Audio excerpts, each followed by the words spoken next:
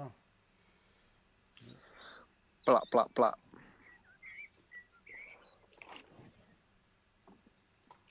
Live and direct, EMWTV and Winger Records for a third episode featuring Boofy and Carmarthen Music Archive interviews. Blah, blah, blah, blah, blah, blah. God, do not do that. That's horrible. Oh, man. We got Boofy with us. Can you turn Kai down? Why is Kai so loud? Because my voice is booming, son. I've been jogging. Nah. Boofy, you keeping well? Yeah, good, man. You guys alright? Yeah. Can't complain. Let's pretend. Pretend we just started speaking. All right, so just to get a ball rolling, is it? We'll go with actually this Winger interviewing Boofy. Do you want to talk about when you started making music, or how it began, or anything like that? When yeah, man. When you first made your first tune and shit like that. Shit, to be honest, I didn't really make my first tune until like 2012-13, man. But I've been writing rhymes for a lot longer than that. I never took it seriously, like fully, until last year really is when I started taking it like serious. But yeah, on and off for years, like, you know. Smashed it too. Yeah. You're getting good views though, man. You're getting a lot of views on the YouTube. Lot of love and hate. Yeah, man. You got to take it as it is, on it. I don't mind, yeah, man. So like, I'm happy. What's your first memory of like giving a fuck about music of any form, sort of thing? Probably when I was like 15, 16, man. Yeah. That's when I started like. Yeah, that's when like I really got into music. Like at the time I was like fucking facing eviction and shit like that, like, and so things weren't too good at the time. So like music was like something I went to just to fucking keep my mind occupied and feel uplifted and shit. To sound a bit too depressing, but it is what it was. Yeah. And what sort of shit were you listening to at that point? That was about 2005, man. So I was listening to fucking The Game, 50 Cent and all. I was popping still. But I was trying to go back and do my research to the classics, man. I was still listening to like the 90s stuff. And I was getting into like Nas and stuff at the time. I was just buying everything, man. I was just listening to everything, just absorbing. So kind of. No, go on.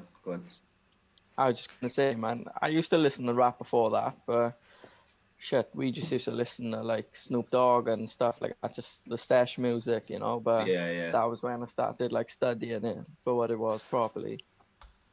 So to start with, was it like predominantly like West Coast? Right, for anyone who doesn't know, Boofy's a big fan of like West Coast hip hop, and it's quite a rare thing, like hearing someone use that soundscape and that in Britain. He does it really well.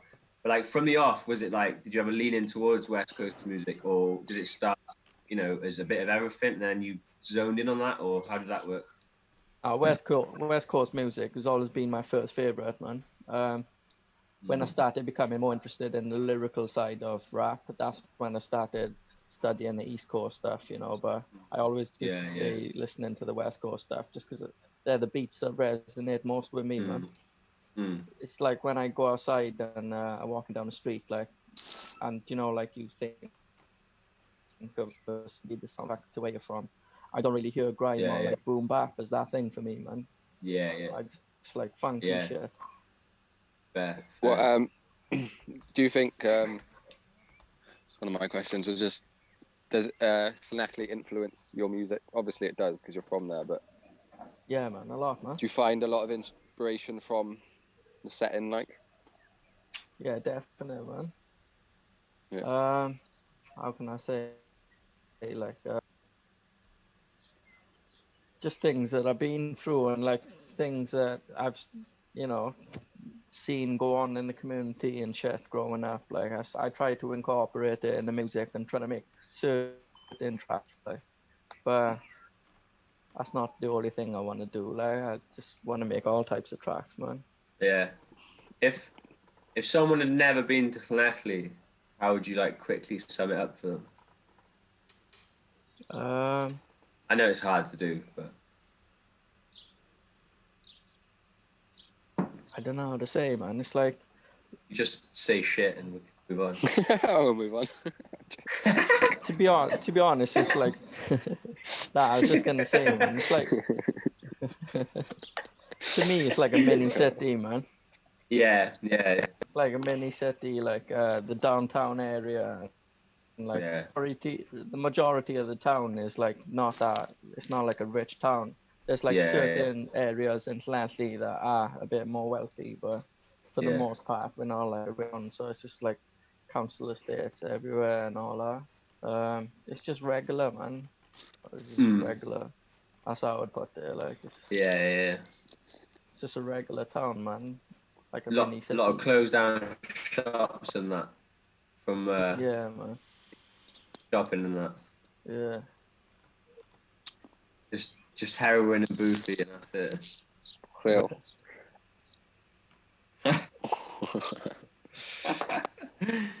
So like, what? Well, I was just. Well, you can carry on that if you want. No, I was just got more to say. Like, so say about 15, you started listening to rap music or getting proper into it or whatever. Yeah, man. Yeah. Writing then? Every day, man. It wasn't until like we weren't like a little bit into it where I started to want to do it myself. Yeah. And to be a DJ after I took up listening to it like full time. I wanted to be a DJ, but there was no way I was gonna scrape the money together by that. Yeah. So, and did you have like one right? Did you have like any like of your boys that were like into the same shit to bounce off musically, or was it like were you like a loner with your tastes and shit, or what was that like? I mean, I used to have friends like who into hip hop at the time, but it weren't until a while after I started writing rhymes where I came across other people that were writing rhymes too. Obviously, like a few years on from then, I met quite a lot. Like, but in the beginning, it was felt like nothing around you, sort of thing. Yeah, like it's a hell of a long time ago, man. 15 years ago, 14 years.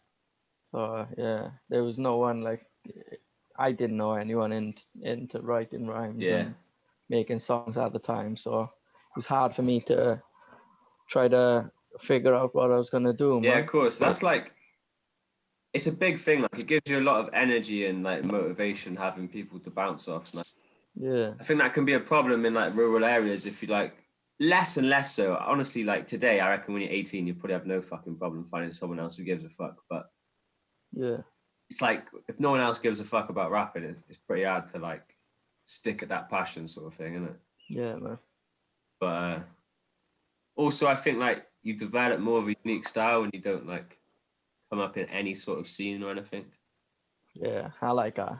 I've always looked at that as a plus point for like same here. You know, it's like we haven't fit into like how could we possibly we couldn't really conform to anything, you know, there's nothing to fucking conform like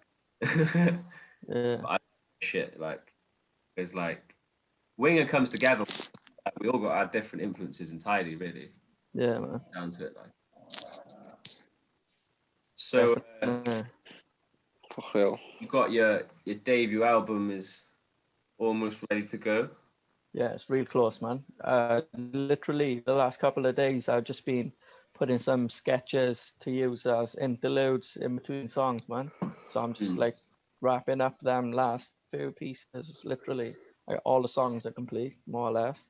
Like nice. I've been thinking about adding one maybe at the end or something, but for the most part, how many tracks is it? I'm at 14 songs, and then you got like intro bits in between, you know, little sketches and shit.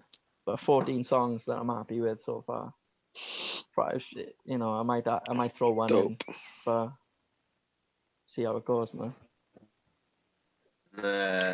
So does this mean you've been making songs and not showing them to me? Possibly. Mr. 14 songs. No, I'm joking. You know, Zubat's got a whole album finished, right? And he won't even let me listen to it. Let alone release it. Like, I won't even let me listen to it. It's a difficult job managing Zubat. Like. What? Yeah, I probably would have put it out already if it went for the lockdown, man. Say it again? Yeah. Is there any artists in Wales you're currently into at the moment, or? Yeah, man, I like loads of artists from Wales. I wouldn't say I listen to. Yo, Iggy. Yeah, I just say, man, I don't really listen to Welsh hip hop like on a day-to-day thing, but I do check out a lot of artists I like, man. Yeah, I see you share quite a lot of people's stuff. Like, yeah, man. From I do listen quite a to range of. You share people's shit that I don't necessarily even fuck with. So, not in a bad way, just like quite a lot. Nah, I do try to. I just mean there's a lot out there and all that. There's a lot of different styles in there, especially like from Cardiff to North Wales to Welsh language rap to street rap or whatever. Do you know what I mean? Yeah. Varied. I don't like really sit down and listen to a lot of UK rap though, if I'm honest, man. Yeah. Mainly American. Yeah, I do, man. I do a lot of UK shit. Yeah. Like, regularly. Harry. Harry's just changed to a little fucking square Harry Krishna. How you doing, Gav? Yeah, good, you right? Yeah, man. Oh, his mic sounds clear as fuck. Yeah, he's got actual. It's because he's got a real mic.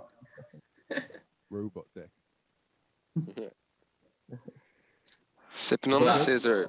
Everyone good? But that robot dick 58. Yeah, man. Yeah, good. Just what was we talking about? Interviewing Boofy. We're talking about artists in Wales. Yeah. Or people you're checking for. There's no one that like you're buzzing off in the UK necessarily. No, I don't really check for any UK rap, man, if I'm honest. But the Welsh artists I like. Have you not listened to our album, brother? What? Yeah, but when somebody says when you say UK rap, like first thing that comes to my mind is like London and stuff like that, you know. Yeah. For real. What you've required? Fucking hell! I'll start that one again. You've received some attention again on the old Facebook recently. Yeah, man. You got any rebuttals you want to aim at? What's his name? T-Bomb Davis or something. To be honest, though, I was glad for the promo. The only thing I was annoyed about is he didn't share the YouTube link, man. The actual video. They should have been our views. Instead of him, crazy amount of views, man. He uploaded the video to his own Facebook page when he could have shared the YouTube link, man. That's the only thing that pissed me off. But it's weird he would do that as well. Yeah, you have to tell people what you're talking about, boys. But we're talking about Boofy's Get Down video, which I made on my iPhone 5. Is it on his? And just talking about the mixed response towards it, really. Is it on his Facebook page? It's on the Winger Records YouTube. It's on the YouTube, man. Right. It's on the Winger Records YouTube channel. Somebody stole a video and uploaded it to their own Facebook, and they got like 15K. And they got about 400 comments, like good and bad. Do you know what I mean? Mixed completely.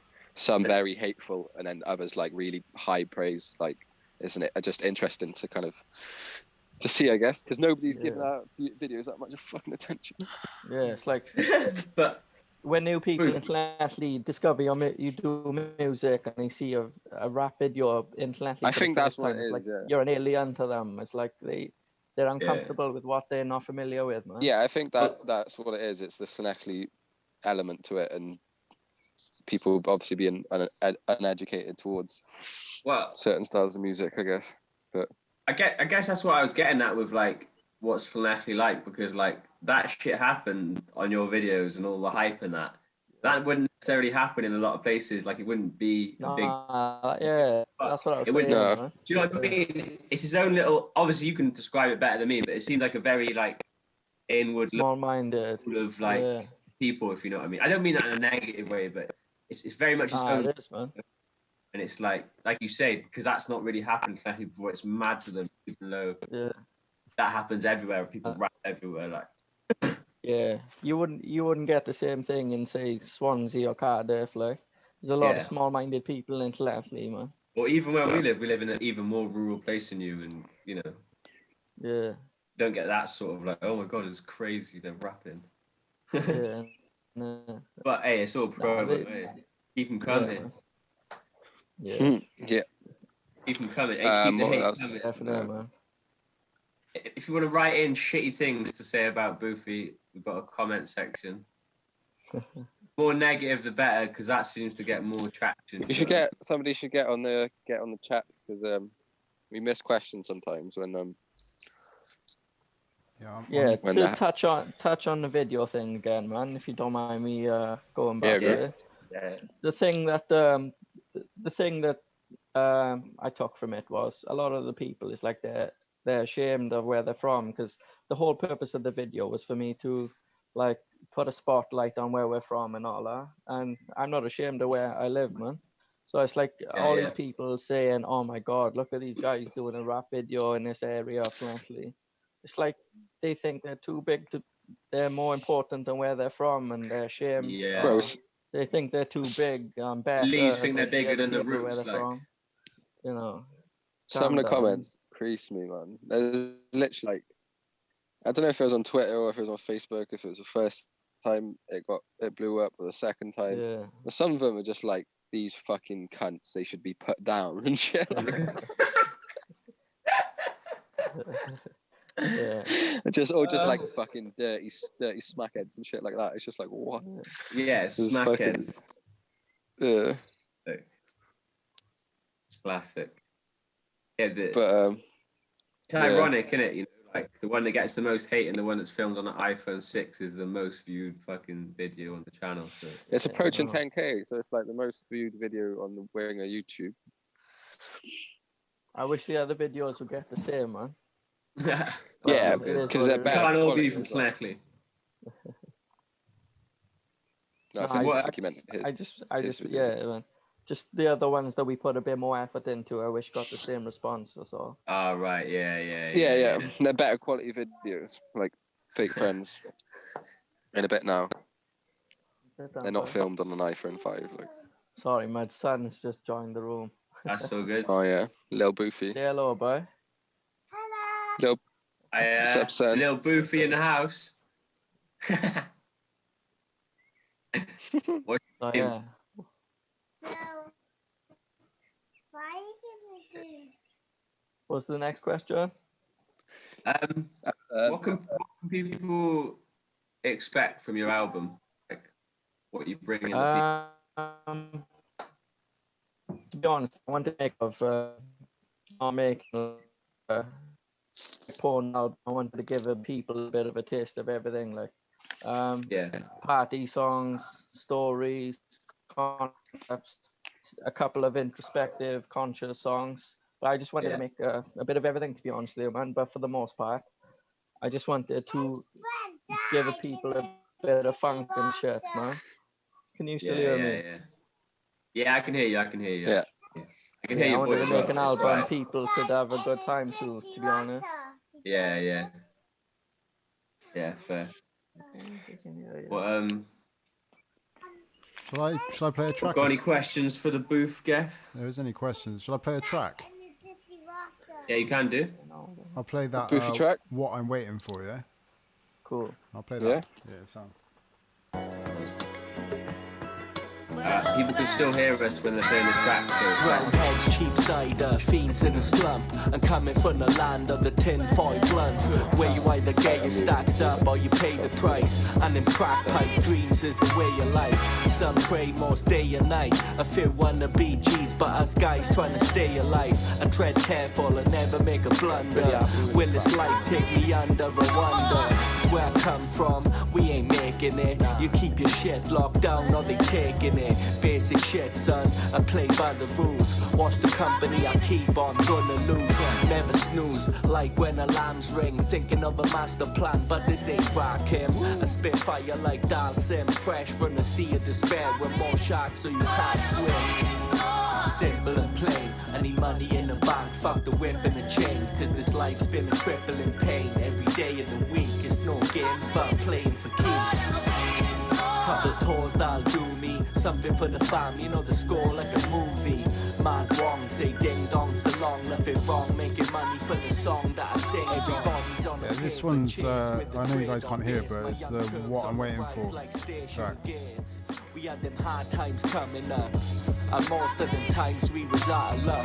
But you know we kept the strength in our backbone, and one day I knew we'd make it out the flats, bro. Trust. Now I'm telling all our story, real Turk Town shit, no Jack and no weed. I love my people like cook food, all my friends in a job and the crooks too, yeah. Cause we get it in by any means. Cheap noodles, we came from bread and beans. Now we on to much better things. Watch me kick in the door if they don't let us in. No biggie, bro. Turk Town to the death. Mad love, you know the chorus. Sing it, bro. Simple and plain. I need money in the bank. Fuck the whip and the chain. Cause this life's been a crippling pain. Every day of the week, it's no games, but I'm playing for keeps. Couple tours that'll do me, something for the fam, you know the score like a movie. Mad wrong, say ding dong so long, nothing wrong, making money for the song that I sings on. Yo, this joint's going out to all the Turks. Growing up with parents drinking on drugs. You're looking good, Harry. Facing homelessness. You know how we came up. Straight up. So that was Boofy, What I'm Waiting For. That's coming on your next album, right? Yeah. Yeah, so what's the story about your album then? What's triggered it, man? Is it just wanting to continue, or like is there something that triggered you to want to make like a whole piece of music like that? Well, the album as a whole, to be honest, I just wanted to put Llanelli on the map, man. So you're referencing quite a lot of like what it's like to be in Llanelli. Yeah, particularly on that track, yeah. That's what I wanted to talk about on that particular song, yeah. Just regular stuff that goes on and how you feel about it, basically. That was probably the most real song I've ever wrote, man. Yeah, it comes through really nice, man. Like real nice. Yeah. That song Hey, really sums up like what it was like growing up and the things we went through. what happened to my verse, eh, Boofy? Eh? What happened to my verse? Is there some beef? No, I think we made a demo with that beat ages ago. Yeah, man. And then he made another song with it. Yeah.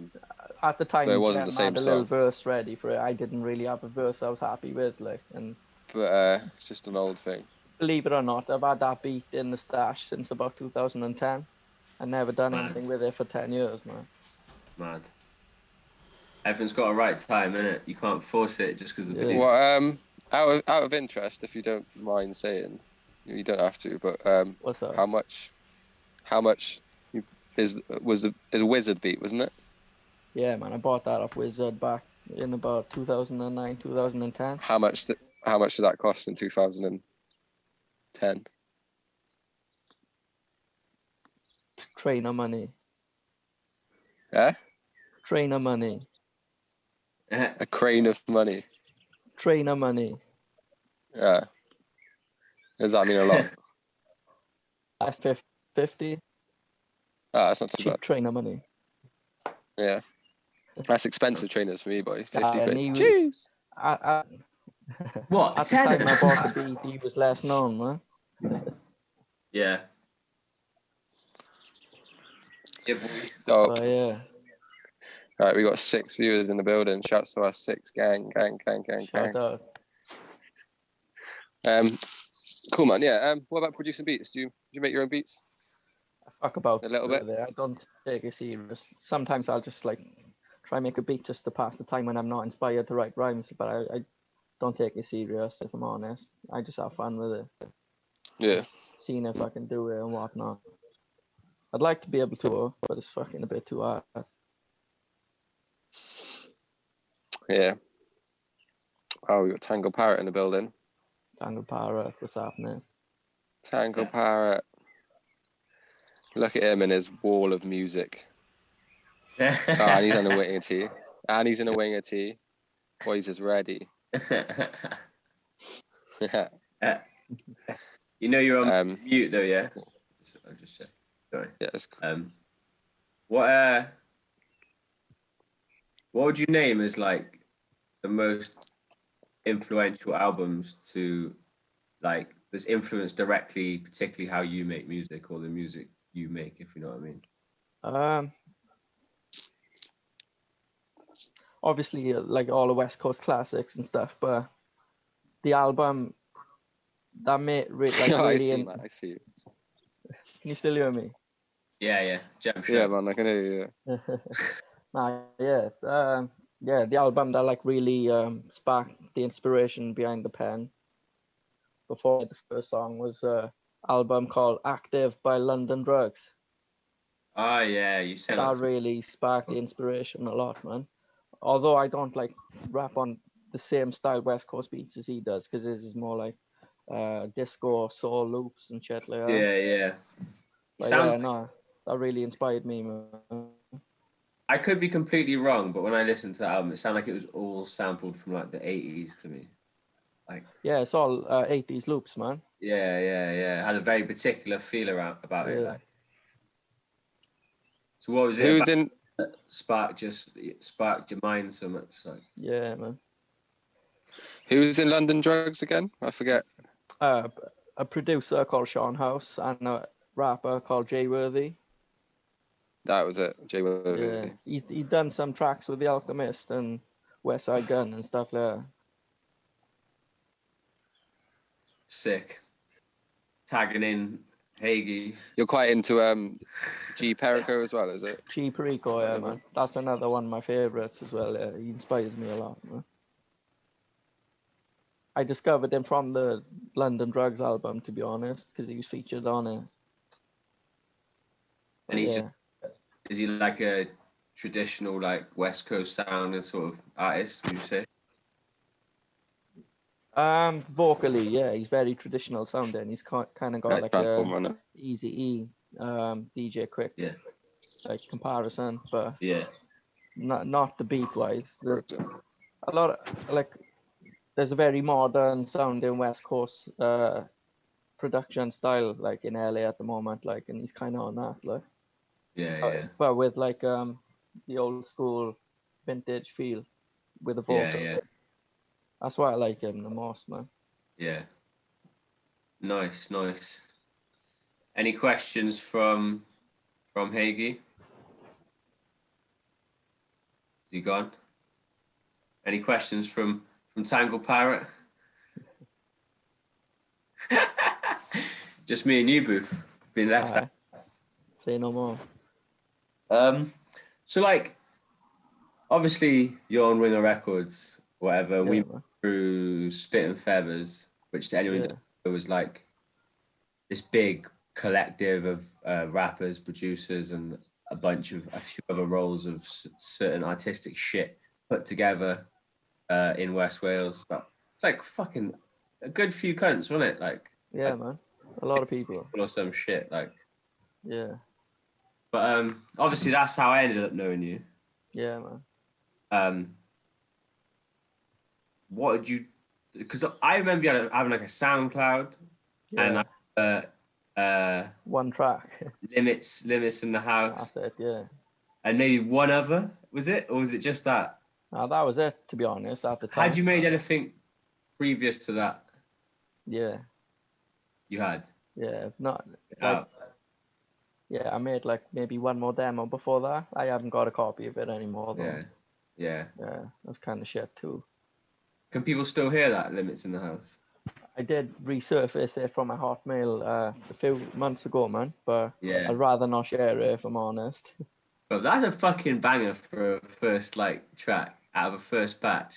I haven't got a track that hard out of my first batches of music. The quality was terrible, man. Yeah, I like the rhymes and the flows and all that, but yeah. I thought it was a bit like Straight bridge end and MCs.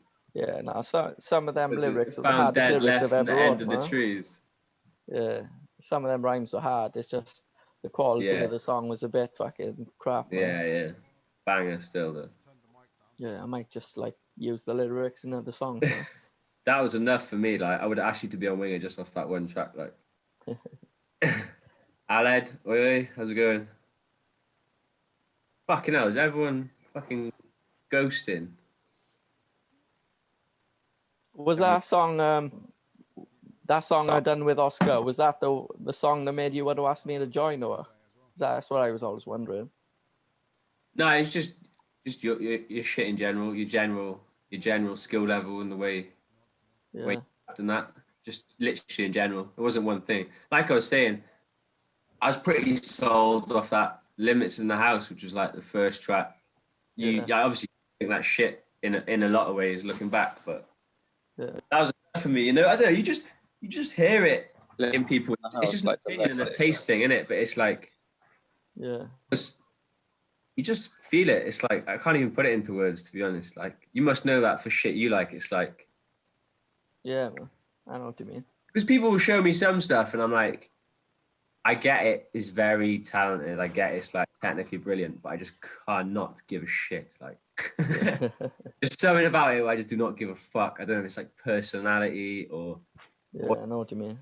Just your general vibe. It's like you can be literally like skibbity, but if I don't feel like your general character, it's dead to me. Like, I just felt your shit off the bat, basically. Like, nice one, man. You and Zubat, I think like just very like. First and foremost, you're just good rappers. Like, there's plenty of people these days. I'm not complaining. It's like I like the adventure out into mad styles, but it's like people can make quite decent music without even being that good at rapping, if you know what I mean, these days.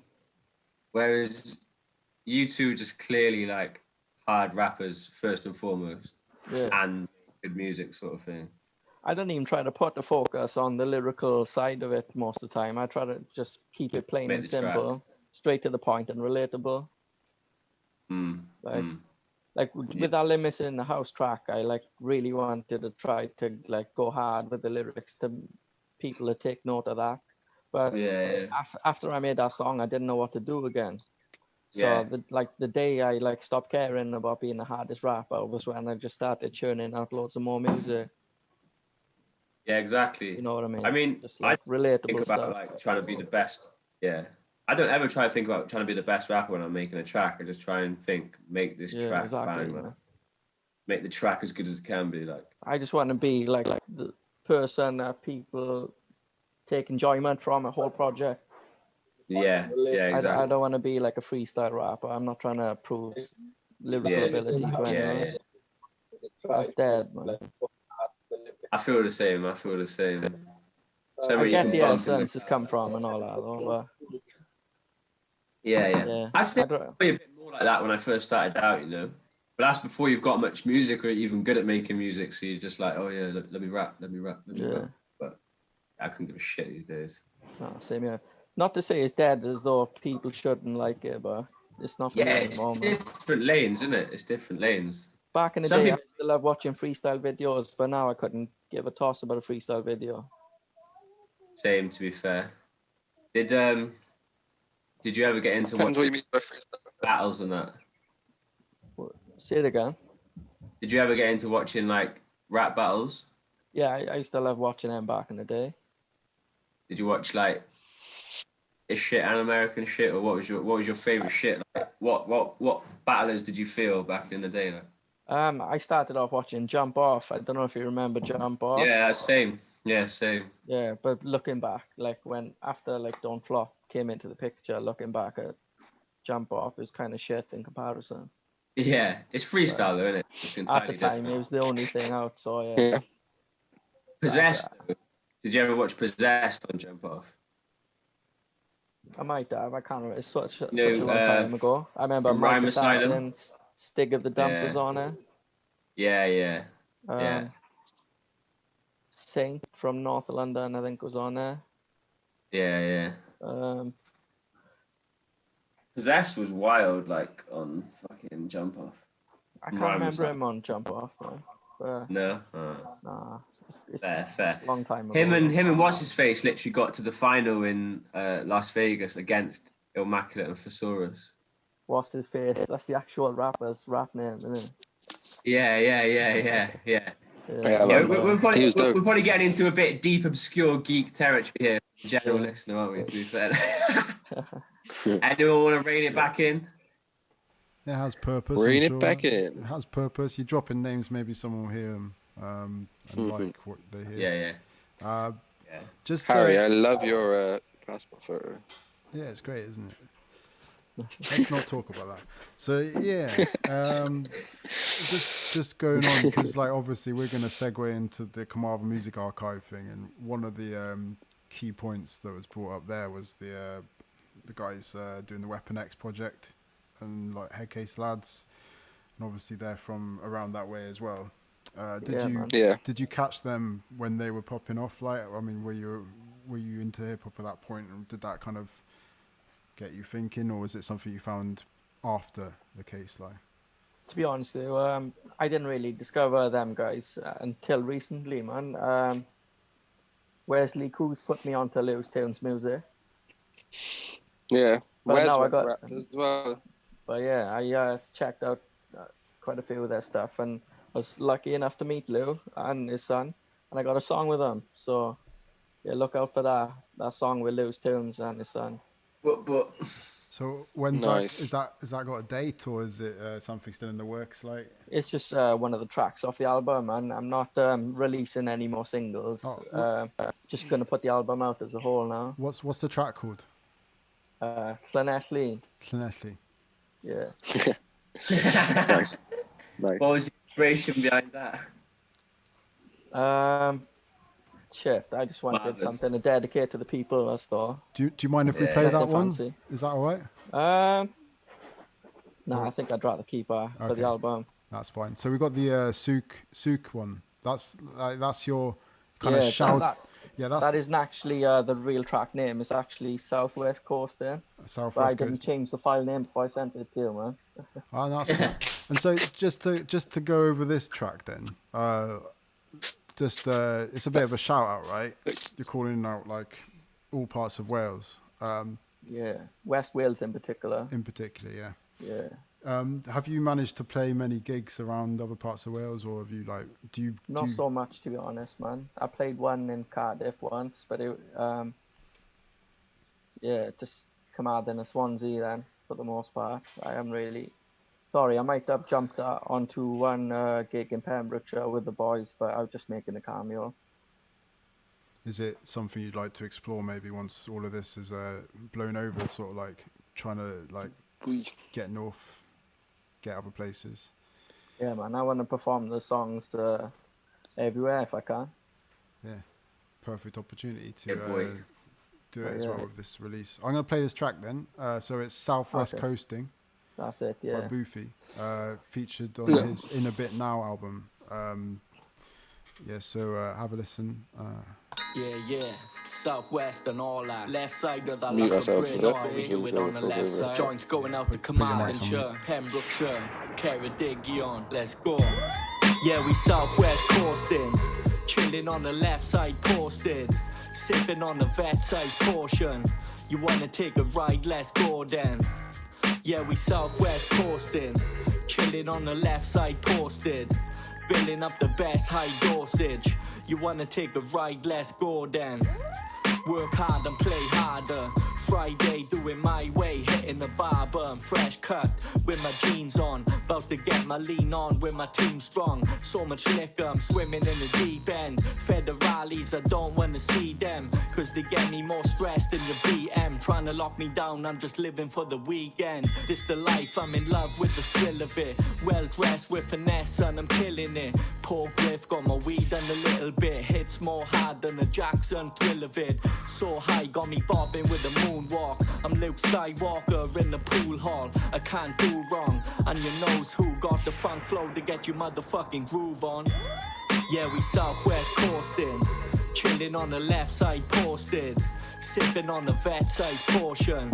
You wanna take a ride, let's go Unfortunately, then. I'm unable to play the music to you guys. I'm still yet to figure that one out, but hope you're jamming out like mine. So. Let's go then. I'm a drink champ, like Noriega. Craig David, tell me what's your flavor? The king of the off-license, top shyster, old school fool off the Hofmeister. Peep swagger B, clean dappery. Might smoke till my eyes turn Japanese. Around this side with them geezers, pulling hood divas. Women wanna please us. I ain't boasting, I'm just southwest coasting, hoping that the nightclub's open. But if it ain't, then it's all good. We just come and kick a little house party in your hood. Them Turks on tour, we the worst though. Get you phoning in sick at your work, bro. Cause we party till night turns dawn, and we ain't leaving till 6 in the morning. Yeah, we southwest coasting, chilling on the left side posted, sipping on the vet size portion. You wanna take a ride, let's go then. Yeah, we southwest coasting, chilling on the left side posted, building up the best high dosage. You wanna take a ride, let's go then. If you wanna roll and step through, cause ain't nobody do it like West do. If you wanna Hey, I'm fading that one out now. Dope.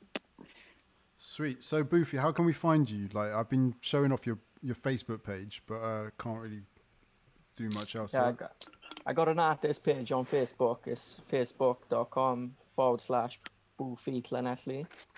You can catch me on Instagram at LLCoolBey. That's Cool Bay. LLCoolBay. And Twitter, same as the Insta, man, at LLCoolBay. That's probably the best Instagram name I've seen. And Yeah. no one's going to give a fuck outside of like West Wales, but it's call your next album that. You should call a track that LLCoolBay or some shit. Yeah, I could do it. It's quality. Yeah, so we're going to wrap this one up and move on to the next guests then, because we've been talking a bit too long and they're looking a bit bored though. So up next we've got Matt Tangle Parrot and Aled from Beast PR talking about their project Carmarthen Music Archive. I can hear people talking, so I'm just going to start muting them until they disappear. I've got a lag here somewhere. Yeah, you got to turn off your Facebook stream, someone. Yeah, that's it. Probably me. Yeah, so we're going to wrap this one up and move on to the... There we go. Is that better? Yeah, that's much better. It's good. That's me. It is. Sorry, boys. Ow, that was one hell of an intro. Lag. Yeah, that's like time machine stuff. Sorry, boy. Have you taken a ventriloquism? Because your lips haven't moved once, man, since I've been on you. Pretty impressive. Right. He's a sexy photo. Yeah, it is. It's a good photo, yeah. It's brilliant. Hi, Boofy. How's it going, pal?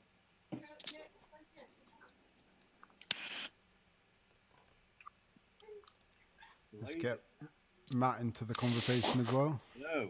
Hello. Can you hear us? Yeah, I can hear you just about. You'll just need to turn your mic up a bit, I think, if you can.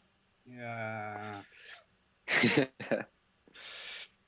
I'll come in a bit. Can you hear me? Yeah, that's much better. Yeah. Yeah. Lovely. So how are we doing? All right.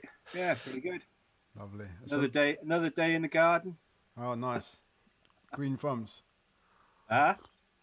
You got green thumbs? Green thumbs. Yeah, green fingers, green thumbs, green feet. Yeah, I've been doing.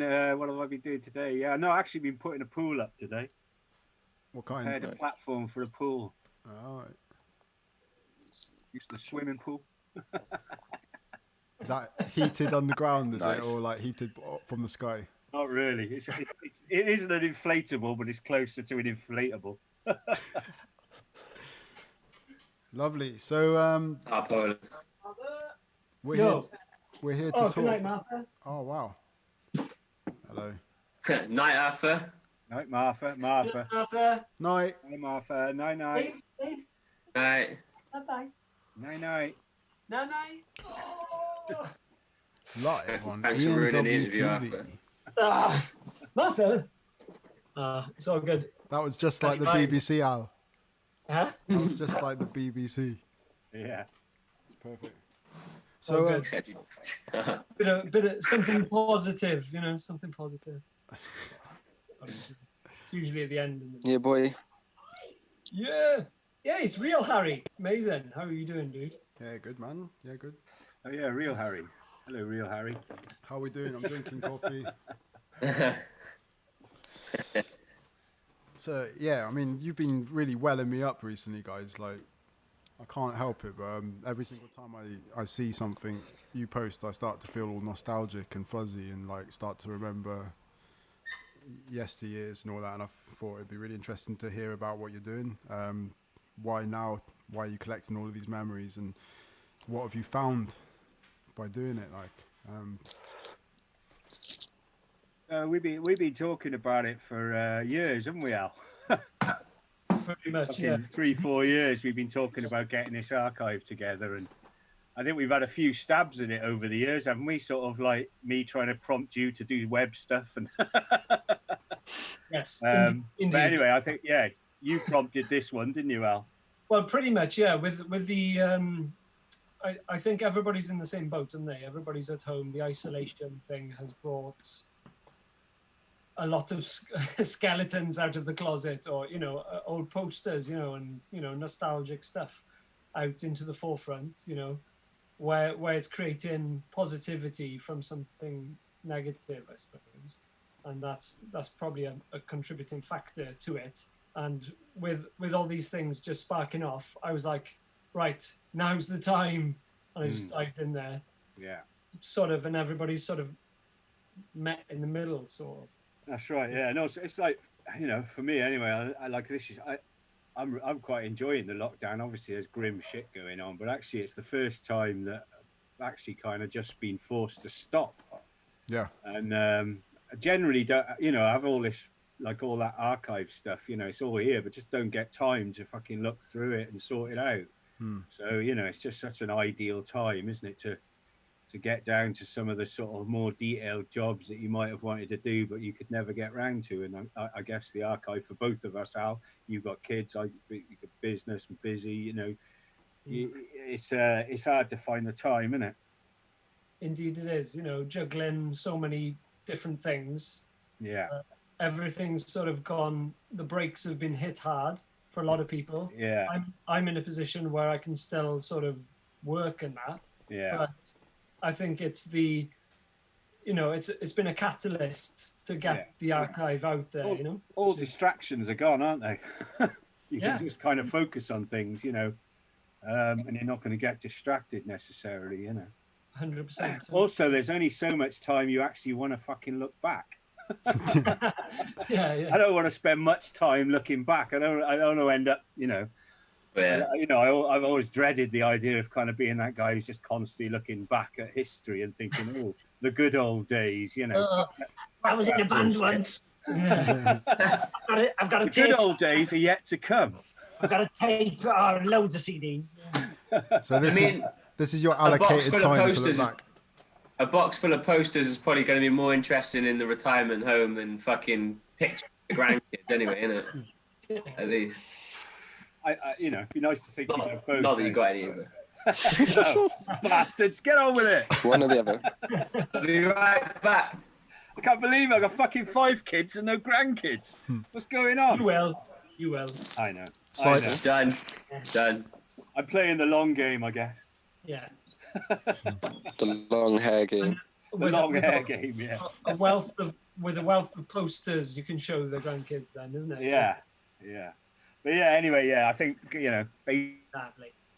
basically too stuck in fucking nostalgia. But now is the perfect time to do it. And, I think while I'm in the same breath as saying you don't want to get stuck in nostalgia, I think it's important to archive these things in some way,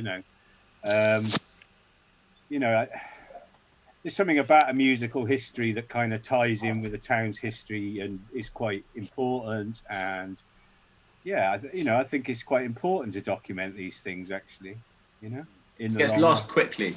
Yeah, and it's interesting, it's interesting to future generations, hopefully. I don't know, maybe they won't give a fuck. Yeah. But, hopefully it's interesting. I think, what was it? Aled Bond posted the 1968 poster pretty much immediately. And Equals, yeah. Blew my mind, man. Yeah. Civic Hall, Equal, supported by a band from Pencader stroke Llanfiangel yr Arf. And Equal's poster being sold, the selling point was just been in the charts with Baby Come Back. And I was like, Come Back, yeah. Baby Come Back. Wonder if it was that Baby Come Back famous song. Yeah, it was. Yeah, it was, yeah. And I found the Top of the Pops performance from 1968, the same year they played Civic Hall on YouTube. And I slammed it. Wow. Yeah, slammed it underneath in the archive. And I was That's like, cool. Yeah, amazing. Yeah, no, it is really, it is interesting to look back at, and, to find, I mean, I had that great one that came up quite quick again from Bont with the paper bags. I don't know whether you've seen that. I don't know whether you guys have seen that, but basically Aled Bont bought, I think he just bought the bags at a car boot sale. They were like old paper record bags from a shop that was in Bridge Street, 15 Bridge Street, where I had Tangle Parrot for 10 years, in the sort of, from what I can gather, somewhere like the mid-70s to the beginning of the 80s. You know him, didn't you, Al? Indeed, I sent a text straight away to Mum and Dad because I had an inkling that the gentleman in question, Eilir, was the organ player at my Mum and Dad's, church, Yeah. And pretty much I sent them the text, and within like 2 seconds they were like, yeah, Eilir was the organist in our church, and he was 85. He was in Bridge Street. He was there still in 85, was he? Because he moved. It's funny. I mean, it was so fascinating for me because I'd heard stories that there'd been another record shop there before. I think he was a kind of music and records, wasn't he? But he, when we, I put it. Aled Bont had put it on old photos of Carmarthen, which is another kind of history sort of site for Carmarthen. And there was loads of comments about how he was in a band, wasn't he, Al? Is it Boyce Alawen, or what was it, Al? Boyce Allowed. Boyce Allowed. Yeah.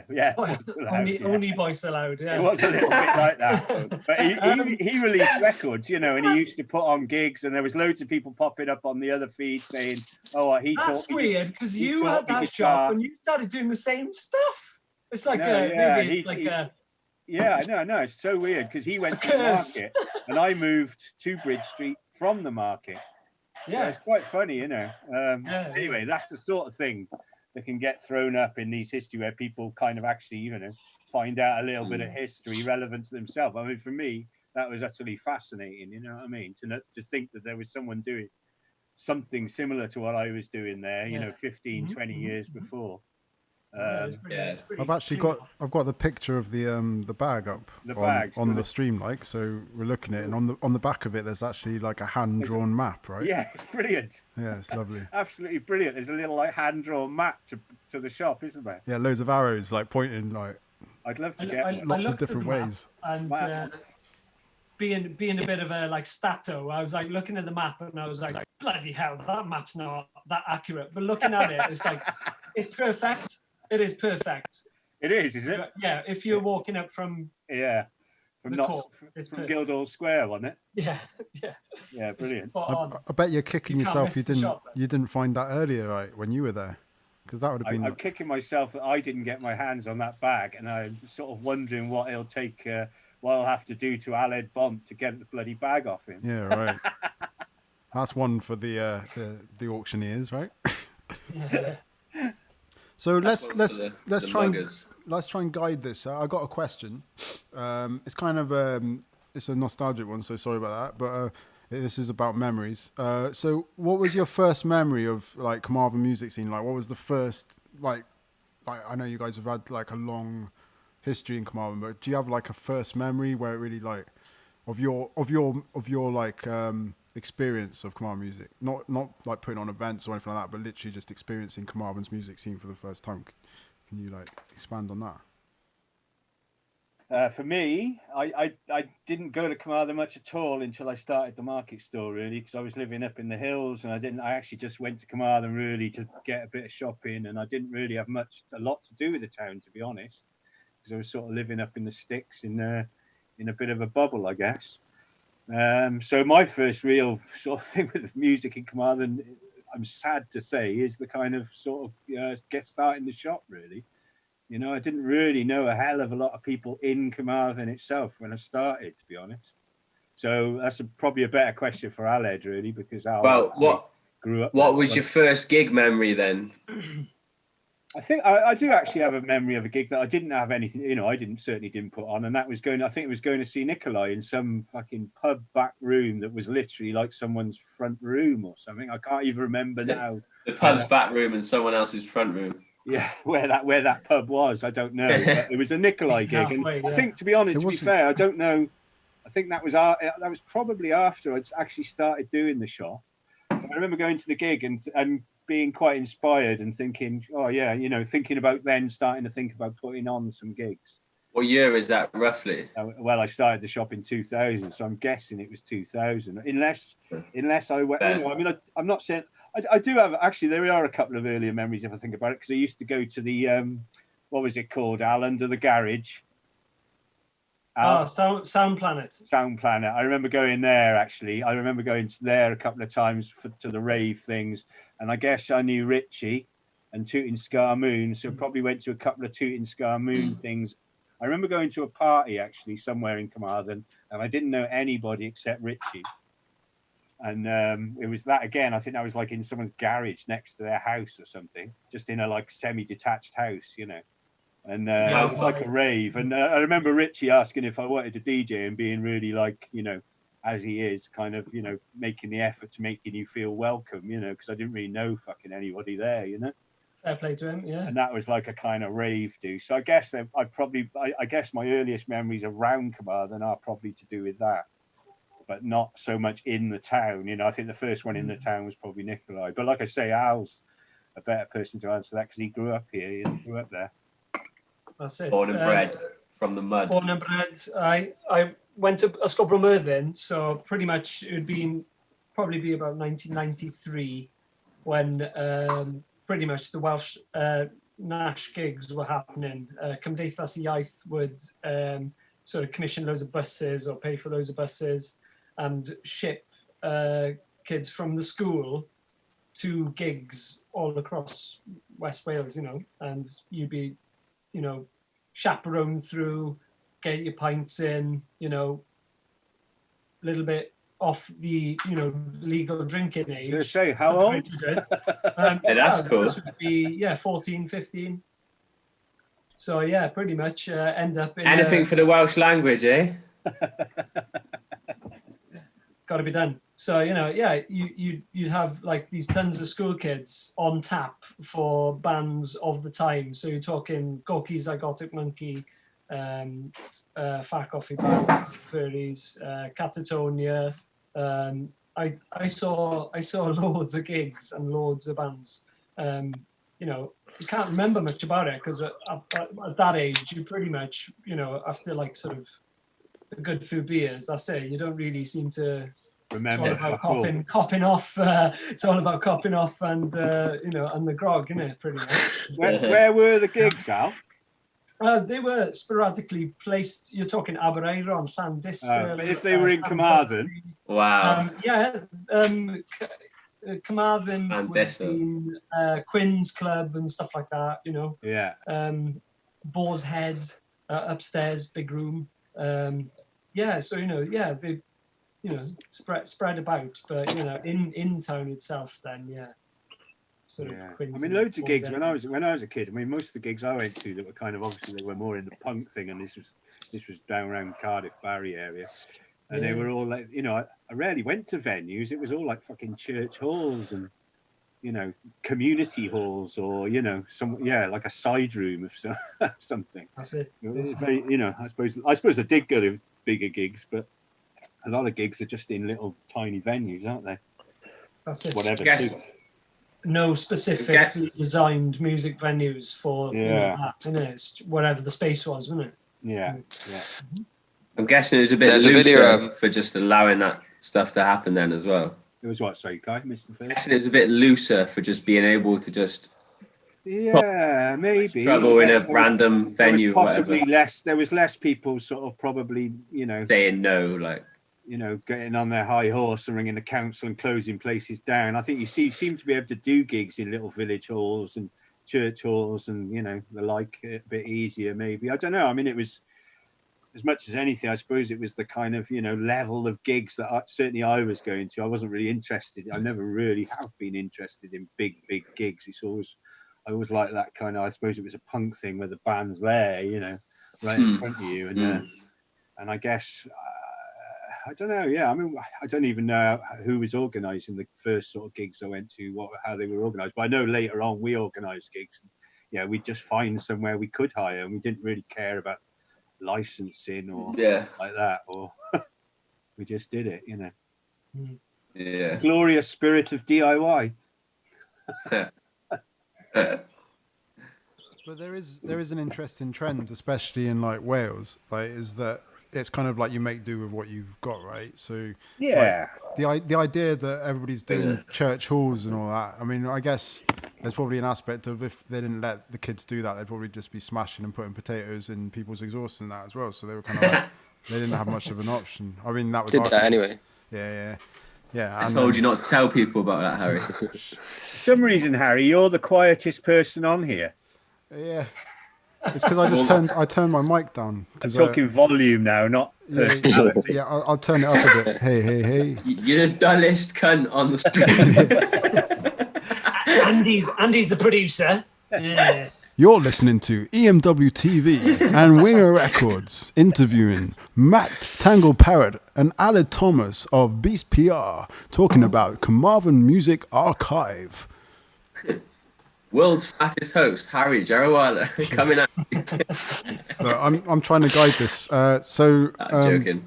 We've got a couple of posters up on the stream actually. Weapon X project, which we talked about with Boofy.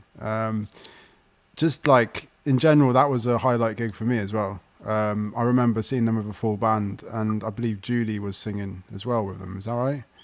Or was it someone else? There was a singer, a female singer. But you don't know anything. A brief. I wish I hadn't said. The thing is with those Weapon X gigs, they all sort of blend into one for me.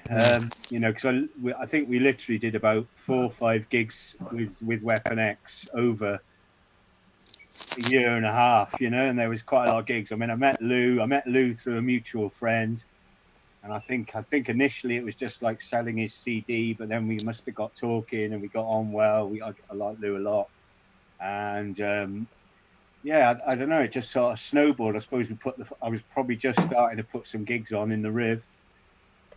I knew a few other people, like I'd got to know. Can't remember quite how, but it's probably through the shop. I got to know Clem, who was what was he called? Q-Red. Oh yeah. Who now makes absolutely tear out drum and bass, right? Yeah. And a few other people. There was that. Trying to think the other lot from Cardiff, Optimus Prime, and that I know they came and played. And anyway, just sort of got to know Lou and got to know this sort of couple of people that locally doing hip hop, put on a hip hop gig, and it just snowballed. I mean, and me and Lou, I ended up actually lending them money to do their Lou and Nobster's album "Poverty Is Thirsty Work," and I suppose just getting quite involved with them. And I did 3-4 gigs, and I think the best gig of all. I mean, they were all quite good, and some of them were kind of album launches, I think, because Lou and Nobster were really prolific at that time. Lou was really, I I don't know. I mean, he was on his puck thing, but then there was also the Headcase Lads, which was more Knobster and Slice, and then Weapon X was more Lou, really, you know. But they were all involved in quite a lot of projects, and of course, Headcase Lads actually did get signed to Zebra Traffic, didn't they? Yeah. Up the 12s, and kind of were, you know, they were getting reviews. They were kind of, you know, they were kind of getting there. You know, they were kind of getting a bit. They did a lot of S4C stuff. Yeah, they did S4C. There's a lot of S4C videos I've been watching as Mr. Formula and another guy, and then Luz and Knobster and Slice all on S4C. There's loads of them. Like they right. and I remember ITV them doing and some stuff, but I probably didn't have a TV and I didn't see them at the time. But I could probably watch them now. It would be quite fun. But I suppose I mean more like they were kind of getting somewhere nationally. Yeah. You know, they were kind of starting to make waves. It seemed like they were kind of on the cusp of maybe doing something, because obviously Knobster was, you know, Lou. I mean, they were all talented, but Knobster had he had a real kind of great comic, kind of quite unique. Yeah. You know, he was a chef and he was bringing in all those cookery references, and I don't know. And now you got Action Bronson, one of the biggest rappers in the world. You are? Action Bronson's a really big rapper now, who's also a chef, and right. Quite trendy, you know, like chef stuff. It's a thing, is it? It's a thing. It's a thing. It's a chef thing. rap. It's a thing. It's a thing. It is a thing. Bringing all the elements together to make the good soul food. Yeah, like they started adding it in with the references of like fashion, what you're smoking, where you're from, what you're cooking. Like it's like a thing, you know. So like it's yeah.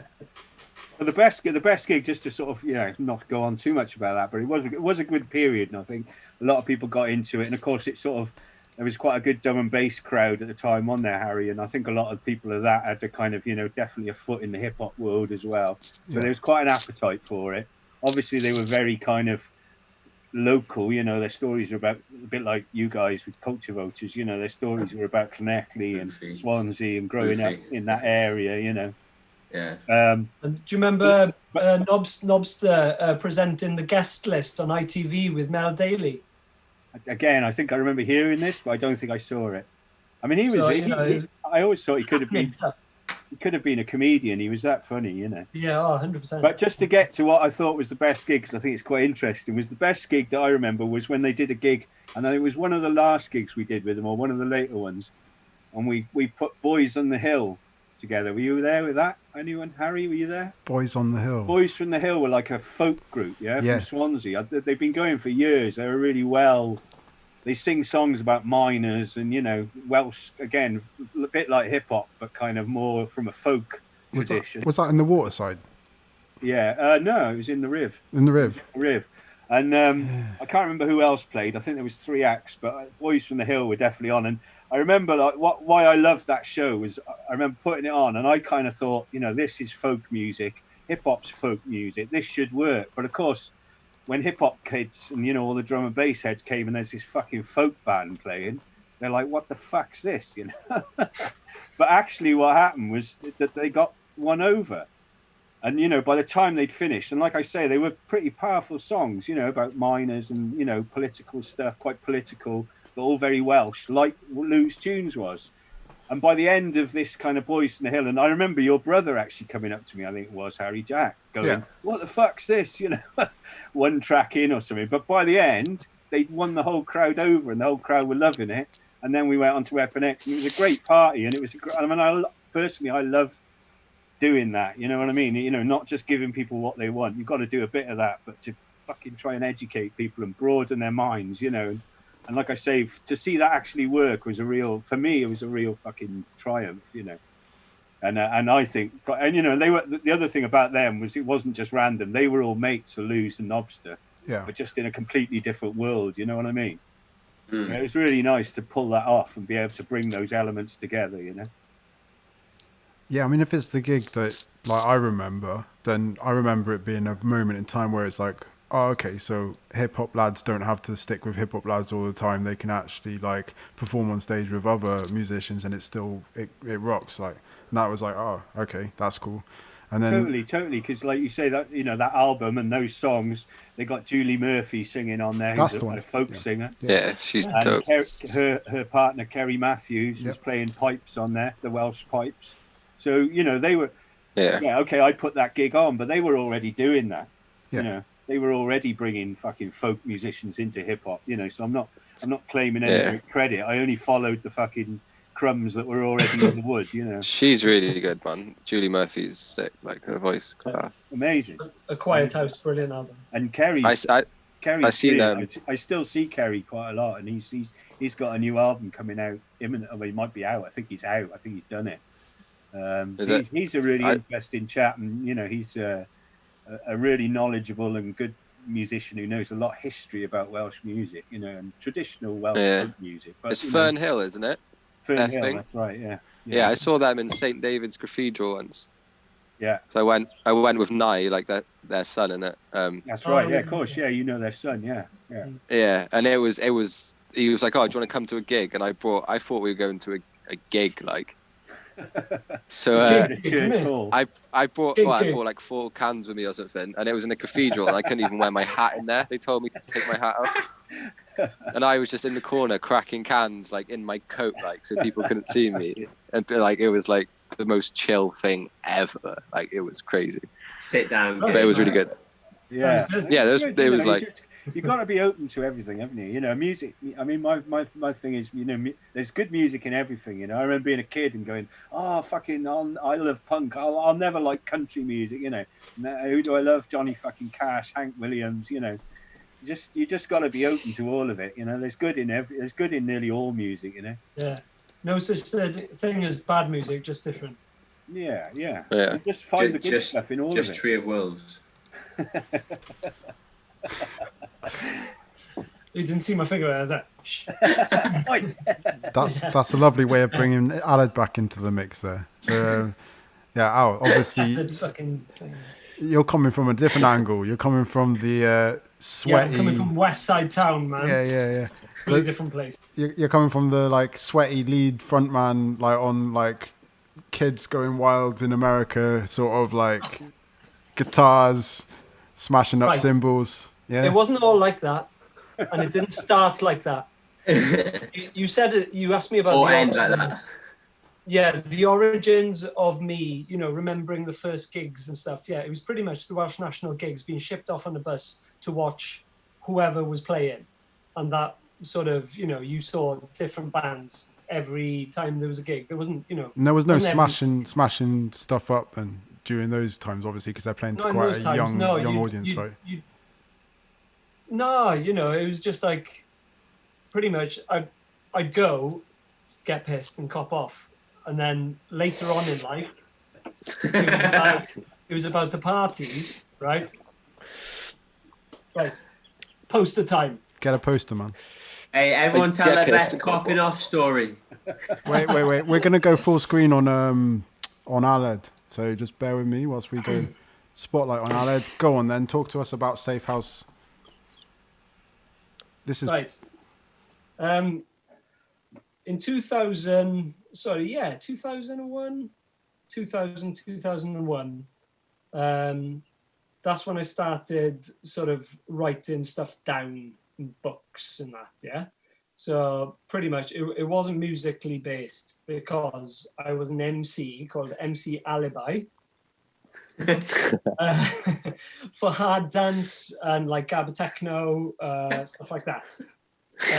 So hold up. So this was before you picked up a guitar, or did you like? This is before I picked up a guitar. Right, I was familiar in the bedroom, not gone any further than that. Copping off. Copping off with my guitar as it gently serenading with a guitar. Yeah, pretty much. So, yeah, I could play the guitar, but I'd never been in a band as such. Yeah, so didn't commit to it. No, I didn't commit to it. I thought it was shit. So just copping off. Copping off. Yeah, well, yeah, with both. Yeah. So basically, yeah, Safe House was this one's like 2002, 2003, before the sort of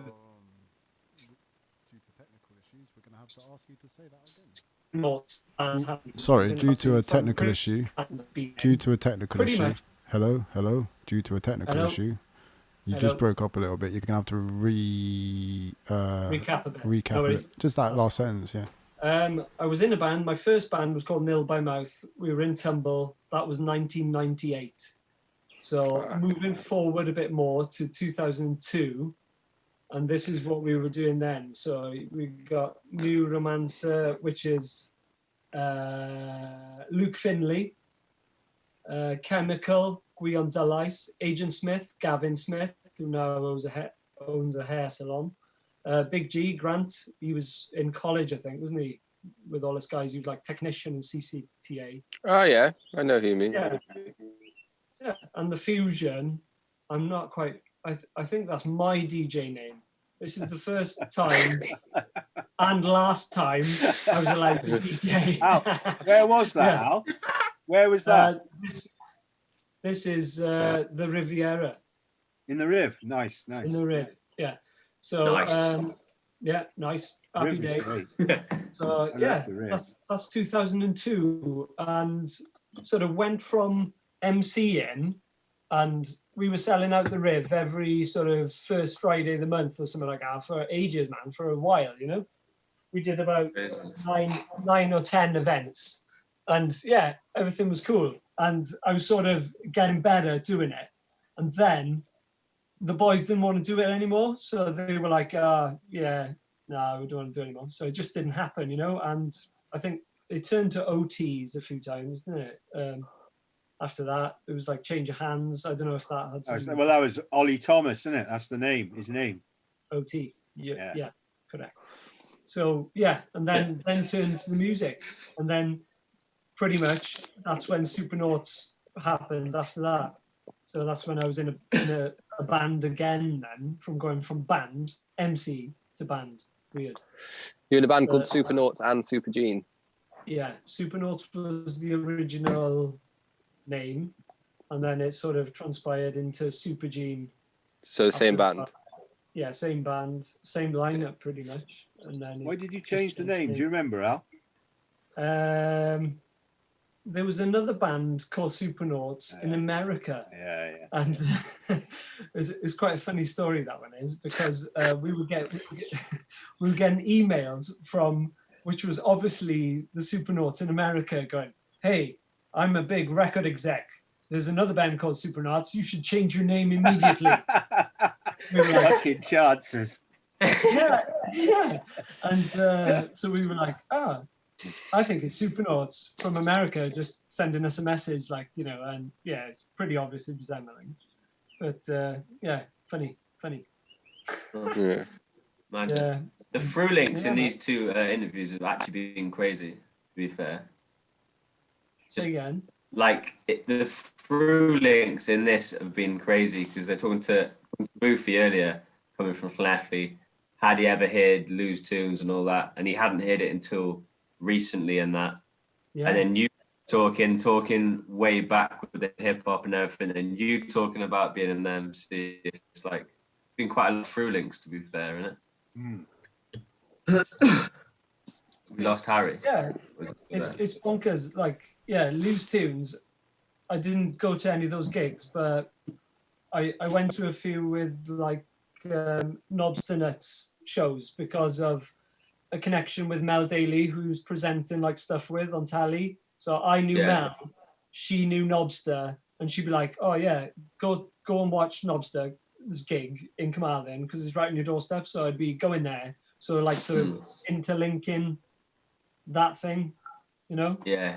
So yeah, it's strange how like people's musical paths are like sort of, you know, can be like that. Yeah, some are direct, some take ages, you know. Like Matt, obviously saying earlier about helping Luz and Knobs to get the record going and everything. Obviously, I met Luz like in the house or whatever, and then years later, we're running Winger Records. We've got Boofy on the label, and he's just made a track with Luz, like class, isn't it? Yeah, it's crazy. And Luz Sun does stuff as well, doesn't he? Yeah, he's got a track with both of them on it. It's called Llanelli. I've seen the fact that him and Luz have got a good track together, haven't they? Is that? Yeah, they've been releasing a few things. Yeah. They got an album. They dropped an album together. Yeah, I still see Lou now and again, and it's always a pleasure. It's called Homebrew, I think, the album. Yeah, yeah. Class. I think this Class. is a good time to actually ask a question because I know we've been through it quite a few times, but I'd say that in a small town like Carmarthen, you have waves. Like you have waves of like where there's a lot of people all really condensed, and you're like everybody's doing it and everybody's going out and it's going mad, and like, you know, people are doing gigs and people are playing and people are going mad, and then suddenly it just goes and there's like a trough. And like of all the people that I know in Carmarthen, you two have kind of been surfing that trough and peak for trough. Thanks, Harry. Me and Jem have been trying. We've been before the children came along and just turned it up a little. No, I'm joking. No. And of course, then obviously this is just mine in the coal face, isn't it, Al? Mine in the coal face. Mine in the coal face. Funny you should describe it as a coal face, because there's a wealth in coal.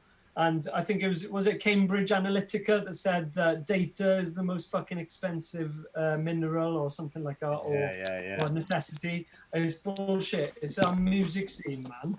And with this archive, all the stuff we can harvest and preserve in this archive is the treasure. Yeah. You know, I was talking to Mike Catt, you know, Mike Walters, stalwart of Carmarthen, photographer. And you know, he's got CDs going back to, and tapes going back to early 80s, you know, bands doing sessions in the Gold and stuff like that on tape, you know. Wow. He sent me a few photos the other day. I was just like, treasure, man. Yeah. Let's get him up. So a friend of mine actually, after we started, Al, a friend of mine who's actually, you know, a sort of he's an archiver. That's what he does. He does archive work. You know, he goes from he moves around the country doing different projects. He actually said that we should, you know, and I'm guessing this would be a little bit down the road, but at some point we should actually get in touch with the Carmarthen archive that's hosted in next to the Parrot. You know what I mean? That new building. Yeah. And they'd probably be interested in, you know, taking the physical copies of the things, you know. Because, you know, it is, you know, as we Facebook's not going to be there forever. Maybe Facebook might end tomorrow, and we'd be like, yeah, I know. Yeah. We were a bit wary of doing it on Facebook because, you know, there is the element that Facebook suddenly might own all the fucking images, and it's not ideal because we don't own it. But at the end of the day, I think for you and me, Al, it was just like, let's just get the fucking thing up there. Yeah. And the domino effect of, you know, it's just an easy place. It's and then other people get to reach people, isn't it? And you know, as I said about that gig earlier, you know, I didn't have a clue about that, and now I do. Yeah, I feel much better about it. Yeah. The whole thing. Yeah. Yeah, I'm just looking at the mosaic of all the flyers on that Carmarthen Music Archive Facebook page. Your night's in there, isn't it, Harry? Is that one on it? Yeah, it's the Leaf one. The EMW Leaf. The only problem with that one. banner is they're all Parrot ones. It was just the only thing that we had that was like the kind of work to go across the top, you know. Yeah, but still, it's still well relevant. A lot of great stuff there, and obviously a lot of people were putting their own events on in that thing, you know. Yeah, I mean, within a short period of time, right? There was a lot going on because of your work with the Parrot, right? The Parrot did, I think we worked out, it was 970 gigs in 3.5 years. That was the period you were there, wasn't it, Al? Yes. So it was more, wasn't it? I mean, How long? I think over 3 years we did about nearly 1,000 gigs. 2011 to 2014. Then we shut the first time. And if you think that there were quite often 2 or 3 bands playing, it means about 3,000 different acts played in Parrot. It's crazy, isn't it? It is crazy. Yeah. Yeah, I mean, we're not talking like a minor occurrence. It was like 3 years of intense music. Like, even when I was doing the sound there, like we had some moments, you know, like speakers catching on fire, like fucking bands going on the water through the roof. Yeah, water through the roof. Yeah, the last ever Parrot night, water through the roof. Yeah. Toilets overflowing. Yeah. Beer flowing freely. Like, I remember being called in with my rods because I was the only one with the drainage rods in the middle of a fucking event. coming through the dance floor, coming through the fucking dance floor with drainage rods. With your oil skins on. Going through my... To clear the bogs. It was just before our set, and we didn't even get to the set, and it was like the last set ever, whatever. Oh man. It wasn't the last ever. Different. That's as far as we thought it was then, wasn't it? God knows. Well, me and Hayden played the last ever Parrot night on New Year's Eve. Oh, that was last time. Most recent then, because for me it was weird. I mean, I've got kind of like I definitely put the Parrot into 3 different phases. You know, it was the first phase with Aled, and you know, the whole kind of initial wave, and then the sort of community, you know, CIC thing, where we ran it as a non-profit, you know, voluntary thing, and then the last phase with Sean and Derek. You know, so for me it's sort of split into three bands really. The Parrot time. Yeah. I mean, before the Parrot though, there was the Waterside, right? And the Waterside was kind of like this little heaven, in like it was a bit of a stinky hole, but it was a little bit of heaven for people who liked to dance to electronic music. Friday night, didn't we? I think what happened there was we'd been doing gigs in the Riv, and they were getting quite regular and doing quite well, and we built up an audience, and you know and it was fairly eclectic. We could pretty much put on anything really, or we were getting there, you know, where we could almost put on anything. And then basically the Riv shut or got bought out. Ollie closed up and got bought out, and then Dovrig, who took it over, made the Riv the sports bar, didn't he? So we couldn't do gigs there anymore. Nice one, Dovrig, you fucking prick. And then there was a while where we had the Tar, but we didn't have anywhere to do bigger things. And I think, I don't know, at some point I knew Dovrig because he was running the Outback across the road from the shop.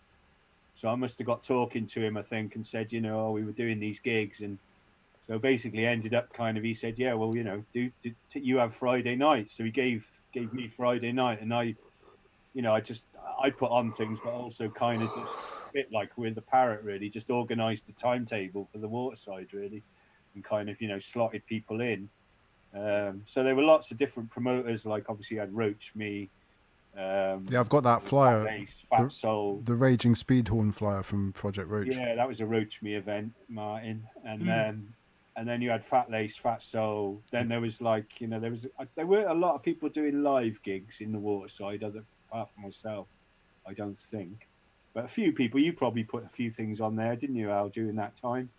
I would imagine you might just like things on, and I was doing stuff, you know, my own band with stuff, you know. Yeah. Copping off sessions. and but also then I was also doing stuff with that. By that time, I got to know kind of the Welsh Music Organisation or whatever they were called at the time, and they had a thing called Complete Control, which was a kind of like a sort of supporting young artists and gigs. And we used to kind of collaborate with them, where they take a bit of the financial risk out of the process, but also sort of funnel bands our way a bit. So there was also that going on. And we had Friday night, and it went on for, I don't know, I reckon that lasted a good 3, 4, 5 years before the Waterside went bust, basically. Yeah. And there was a lot of gigs there, really, as well, wasn't there? And, you know, all sorts, live music, DJ stuff. Obviously, Fat Lace were doing drum and bass there regularly. But there was, you know, I can't even remember who they were now, but there was people doing, like, happy hardcore nights and all fucking sorts, you know. Aled's DJ. I mean, I was only allowed once. Asked for DJ run off. I asked for a highlight from you, Matt, and you sent me over the bug. So I've got that actually as our backdrop for this chat. Nice. Yeah, so I'm just scrolling all the way up to the top where you wrote a massive paragraph about this. So obviously I'm not going to ask you to just repeat that. I mean, people can go to Carmarthen Music Archive and read through that. But I mean, clearly this was a big gig for you. Yeah. I mean, I think that doing the bug gig was like, as I sort of mentioned in the bit I've written today about it, or put up today. It was kind of like the biggest sort of gig I'd done at that stage. I think, you know, I think he cost me about £1,000, you know, which was a fucking quite a lot then, you know, compared to Carmarthen, isn't it? And in Carmarthen, so it was quite a risk. He wasn't that well known, you know. He was known in kind of underground circles, but certainly people around Carmarthen didn't know who the fuck he was, really, apart from people who were maybe close to the shop. But I kind of, as I say in the article, I kind of felt like I could probably get away with, oh, it's a bit of dubby, you know, it's a bit, a bit of reggae, you know, Power Steppers is playing with him, who was in Zion Train, you know, get the... I can put red, green and yellow on the flyer. Yeah, a bit of that, you know. I mean, we had to wing it quite a lot, you know, really, because, you know, you didn't have a ready-made audience for this shit, you know, you had to kind of just get people interested on some level. And the bug was definitely that. But anyway, yeah, it was kind of, it was a kind of one of the bigger gigs I did at that time, definitely. And I really liked it, you know, so I wanted it to work. And yeah, anyway, read the story. It's kind of quite funny because his clutch went and he had to go back and get another car. And he turned up late and it was all quite hectic. But yeah, read the article. It's not that long, but it's kind of, it is, I think it is quite an interesting tale. But yeah, and it went really well. It was great. It was fantastic. I mean, the bass was fucking incredible, you know, because the bass, I don't know if you remember, Harry, the Waterside system was quite bassy anyway, wasn't it? Yeah, it was definitely tuned to that lower you know, to get extra kind of subs in. I mean, I do remember someone saying they could hear it over at John Street Car Park, you know, which is by Marks and Spencer's, you know, which is a long way from the river. And they could hear the bass there, you know. It was pretty fucking intense. Yeah, I mean, like, I didn't actually get to this gig, but I've seen King Mead this live and the Bug live now, and it's absolutely mad. Like, it's a concrete wall of sound, and I can imagine it would have blown a few. I saw him last summer. Last summer at Supersonic, I saw him, and it was the first time I've seen him, possibly even since that gig. I don't think I've seen him since then. And I mean, I've followed his stuff all his career, well, you know, certainly since that era. And it was fucking incredible, you know. I mean, the bass was so loud; it was proper like making your eyeballs wobble in your sockets, you know. It was incredible, really. Yeah, something like that, Al. Yeah. So if you'd have had glasses on, they would have been lifting, definitely. I guess. Wish I was there. That could be like a good segue to just your general fascination / involvement with early dubstep, because there's a few other gigs that fall into that bracket, really, aren't there, of being on the cusp of. Well, I think the Bug was sort of slightly ahead of dubstep, but yeah, I mean, he definitely, you know, as you know, he collaborated with dubstep people and grime people, and you know, he was definitely coming from the same camp as like the DMZ lot, the Digital Mystics crew, who we also were fortunate enough to get to Carmarthen. Which was a similar time. I think that was 2000. Did I send the flyer, Harry? Is it 2006, the Digital Mystics? I didn't get that one, but it rings. So I sent it in the messenger. Maybe you did 2006, 2007, maybe. Yeah, 2006, I think it was. But yeah, I mean that. So yeah, the Bug was definitely operating at a similar time to the dubstep thing. I'm just trying to see now. 2006, yeah. So it was a year later, basically, or a bit over a year. So by that time, I think the Mystics gig was pretty much the first dubstep gig we did. And then by then I was doing it with Colin Power Stepper, who was in Zion Train before. And we did a thing briefly for a year or two called Step Forward Promotions. And we were sort of putting on early dubstep gigs. We did the Digital Mystics in Cardiff and then Carmarthen. We did Scream, we did Casper, we did Skull Disco stuff with Apple Bloom. Yeah, and you know, I was doing a lot of dubstep from the shop at that time as well, so it was kind of, you know, but people weren't really into it at first. They found it too slow, you know. Yeah. You know, when they're used to drum and bass and it, but you know, it took me a while, to be honest. I remember getting play tracks, and obviously I had the shop, so the shop was a kind of gateway to getting quite early in on things.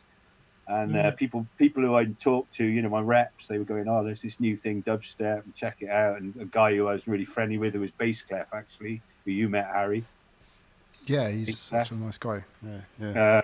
Trombone. And he turned me on to some of the Skull Disco stuff, and at first I was like, "Wow, it's really slow," and didn't quite get it. But then I think when you got it, it really, you know, the early dubstep was just fucking brilliant, you know. I fell in love with that shit as well, like that bass weight stuff, you know, they're really, really heavy. You get that in front of a PA and you know, you got to be fucking dead not to be moved by that. Yeah. So yeah, we were really fortunate to put on Digital Mystics, you know, Mahler and Pokes, before. Well, they were kind of big. They were kind of big in London, in Brixton, and it was already happening. But I know, like when they came to Carmarthen, you know, it was funny because we put them on in Cardiff on the Thursday night, and obviously Cardiff's a little bit ahead of Carmarthen in terms of music, you know, knowledge and awareness, and we put them on in Cardiff. And okay, it was a Thursday night, so it wasn't an ideal night.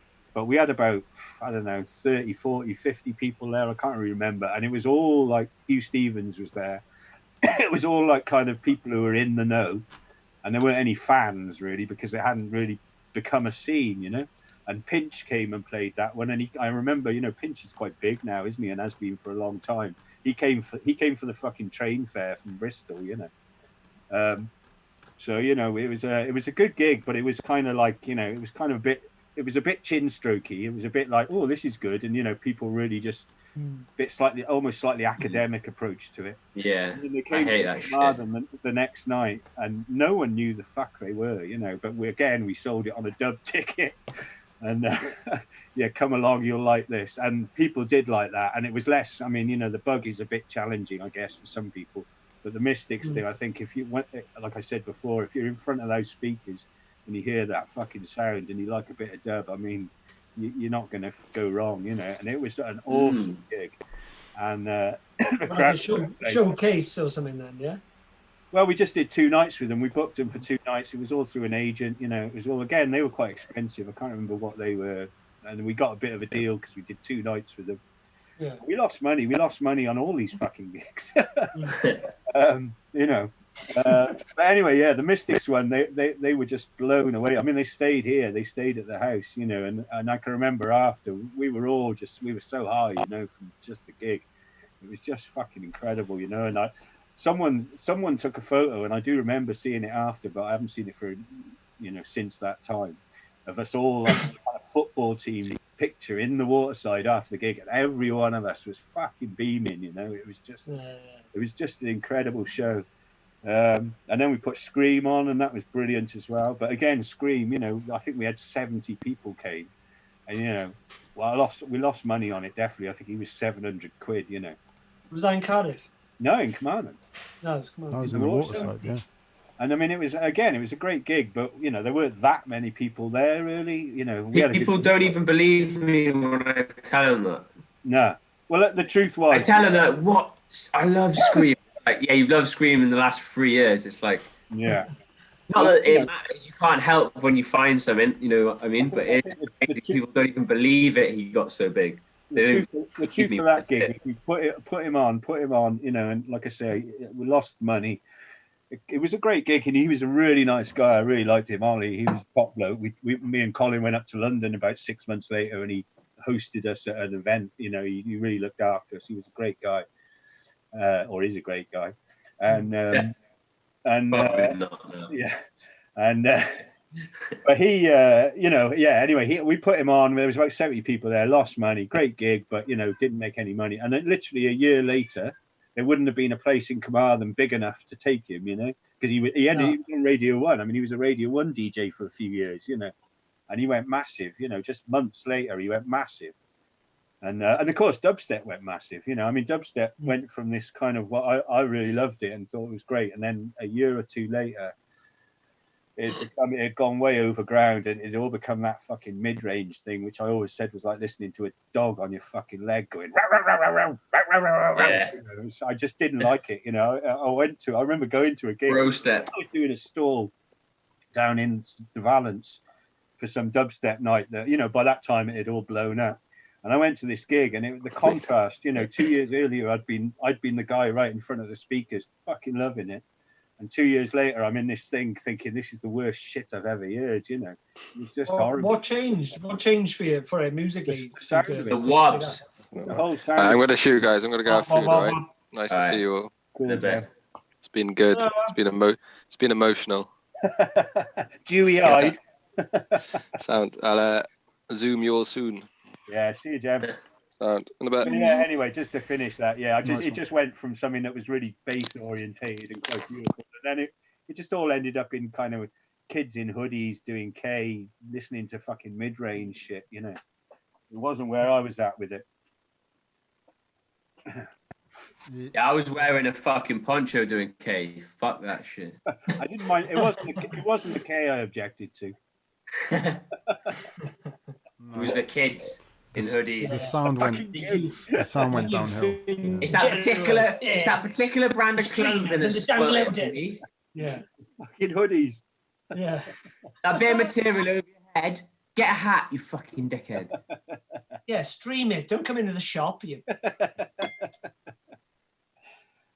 Yeah. Hey, Matt. Yeah. Lead us into the death set. How did that happen? Oh, fucking hell. Okay. So basically the death. Tell them who it is to start with, for people who don't know. The death. Okay, yeah. Sorry, the Death Set were a band. They ended up being quite big because they did was it an IBM or a Google commercial, Al? Oh, afterwards, yeah. Yeah, after they did a big, and they got quite big. But anyway, at that point, they were actually, the two main guys were Australian, but they were based in Brooklyn, in New York, and I don't know what happened there. It must have been early days of the internet, and I was literally just surfing around, and I found this band, Death Set, and I thought, fuck, they sound good, and they were this kind of synthy, poppy, slightly poppy, but quite hardcore still, punk band really, but with samples and synths, wasn't it, Al? Yes. Yeah. And I remember listening in the shop and thinking, fuck, this is really good. And I looked them up and saw that they were touring Europe for the first time in like a couple of weeks' time. So I do believe in sort of striking while the iron is hot. And I just fired off an email to the agent's email and said, oh, I'm really interested in putting them on if they want to show in Wales, just fucking reaching out in the dark, really. And he came back quite quick, the agent in Germany, and he said, well, they got a gig in Amsterdam, and then they've got to play in they got a gig in Amsterdam on the Saturday night. They got to play in Brighton on the Monday night, so they could come to you on the Sunday, but it's like, going from Holland to Wales and then back to Brighton, so it's not the most logistical of journeys. But he said he put it to them, and they apparently just went, yeah, fuck it, we'll do it. They were a young band and they just wanted to play, so managed to book this fucking band and pretty much ended up doing their first UK show. And you were there, Al. It was a fucking great. You got the tattoo, didn't you, Al? I did get a tattoo. Yes. They were fucking great, weren't they? I mean, it was fucking brilliant. There she is, the twin tigers of the Death Set. There it is. The Death Set. Symmetrical bad boy. So yeah, they played Carmarthen on a Sunday night and managed to get a really good crowd out. And I think Ziggy supported. What was his name? He played under a pseudonym. Ziggy did that night, didn't he? I can't actually remember who supported that. Now, Broken Nose supported. Hang on, we've got the poster, haven't we, Harry? Oh, I'm trying to find it. I can't find it anywhere. Yeah. So. Hang on. That'd be amazing to see. Let me just tap. Hey, up there, there it is. Spot like that. Yeah, go on. There we go. You see it? Yeah. I've also got a Death Set track. That's actually. a line damage again. Yeah, it probably is. Yeah. There's got to be a line damage poster.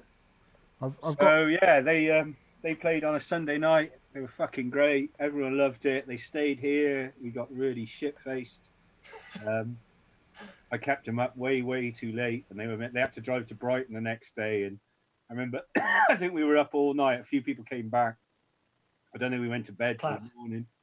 And then I remember kind of having to wake them up at about 1-2 o'clock in the afternoon, going, "Lads, you got to go to Brighton," Luckily, the driver hadn't joined us in our imbibing the night before, and sensible choice. Still quite sober, so they took off to Brighton. But I felt quite sorry for them. They looked pretty broken when they left, but they were lovely people, and they went on and did really well. No, they had a kind of brief kind of time in the sun, definitely, but great gig. Brilliant. Yeah, definitely. And then we put on another band from that kind Ninja of Counter, wasn't it?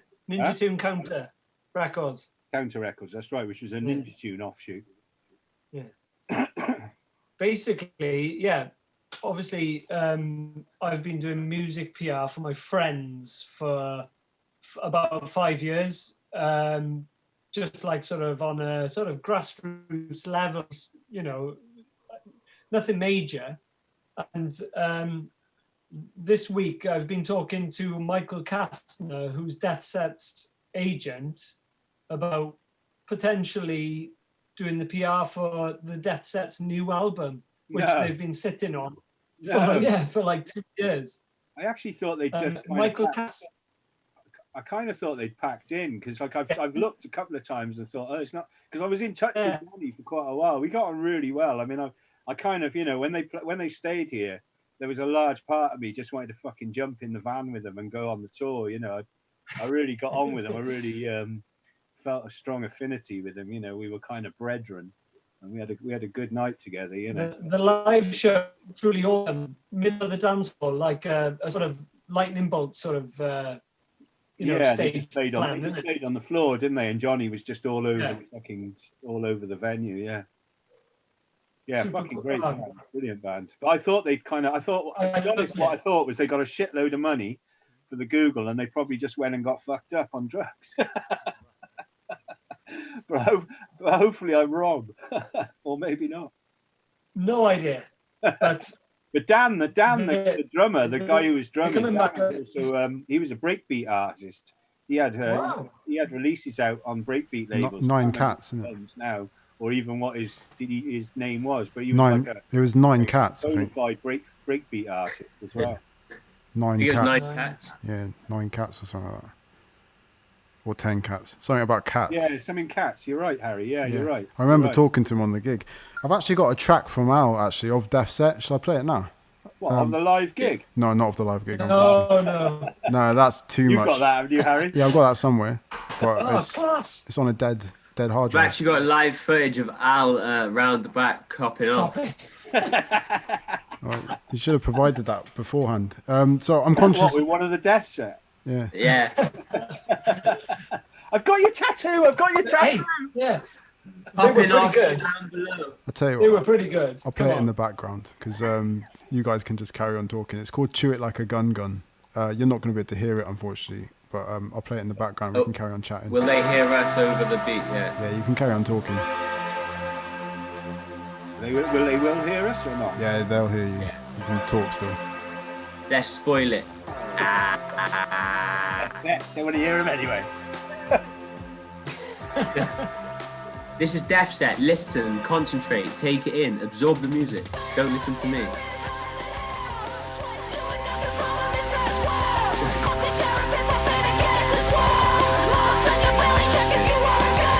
I got very vivid image of that poster.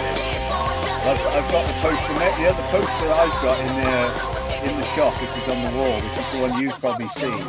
Says at the bottom here says, "Thanks for all the ridiculousness." Yeah. Yeah. Yeah, so I'm conscious that we've been rambling for some time now. Yeah. So just to wrap things up, basically, thank you very much for coming on and talking. Any last thoughts or any last sort of things you'd like to say about what you're doing? Any sort of way that people can send in content to get it posted up on Carmarthen Archive and Well, we want people to be able to post. Can people post now? Do we know yet?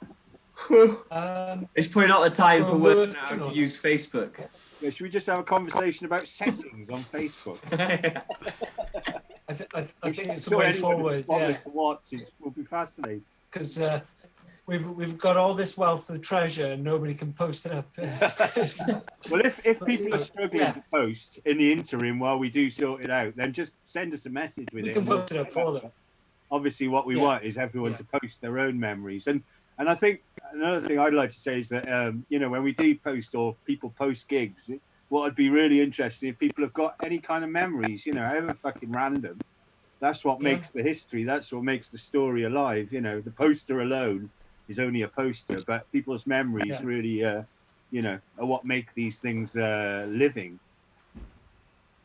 It's the five-dimensional. Yeah. It's the memory behind it, right? Just remember, the good times are still to come. Yeah. Well, lads, it's been an absolute pleasure. Thank you very much for joining and taking up your Sunday evening to do this. Thank you, Harry. Yeah, Sure, you were busy. Yeah, I had loads on. Yeah. Cool. Thanks, Harry. Thanks, Winger. Thank you very much. Yeah, nice one, Harry. Nice one, boys. Bless. Thanks, Winger. Nice and Kai.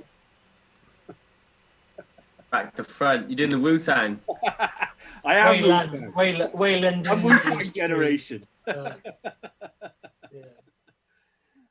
You're not Wu-Tang generation.